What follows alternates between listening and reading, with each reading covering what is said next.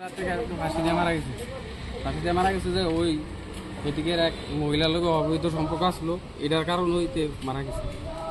যে মারা গেছে ওনার নাম কি? ওনার নাম প্রসেনজিৎ ছিল। প্রসেনজিৎ ছিল? হ্যাঁ। কি করতো হে পেশায়? হয়তো অন্য কলেজ কমপ্লিট করছে, কলেজ কমপ্লিট করার পরে আমার কাছে থাকতো।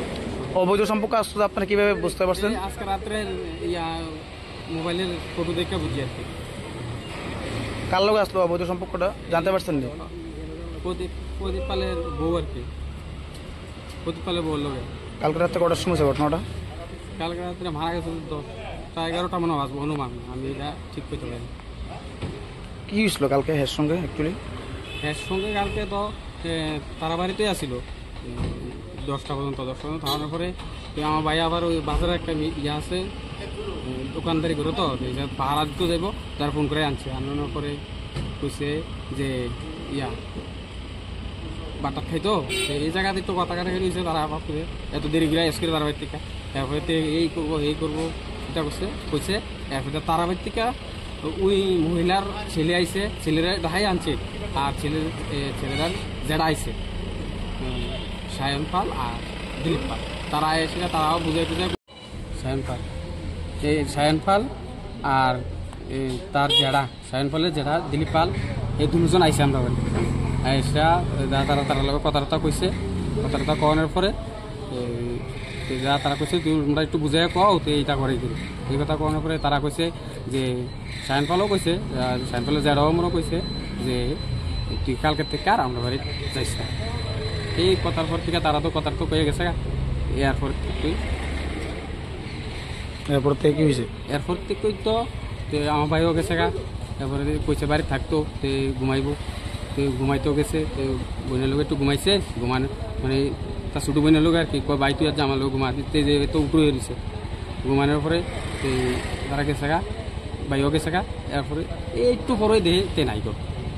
তারপরে পরবর্তী সময় আপনার কেমনে জানতে পারছেন এজ সুইসাইড করছে? বড় নাই, এবার তার মা আর তার ছোটো বই নেই এই খুঁজি করতেছে, এই চিল্লাচিল্লি করতেছে। এরপরে যায় আসে এদিকে দেখে গেতা গাছ চলে গেছে।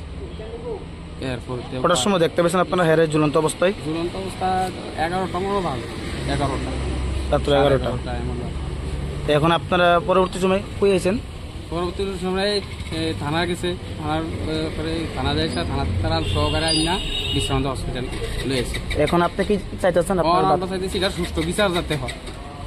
হ্যাঁ, যার সঙ্গে অবৈধ সম্পর্ক আসলো ওনার নাম কি? ওনার নাম তো আমি তো সায়নের মা জানি, আসল নাম আমি জানি না। আর প্রদীপ পাল, হ্যাঁ স্বামীর নাম প্রদীপ পাল।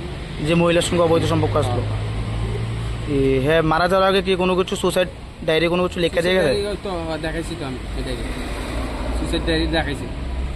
সামাজিক মাধ্যমে কি কোনো কিছু পোস্ট করে গেছে মারা যাওয়ার আগে? পোস্ট করে গেছে সামাজিক মাধ্যমে।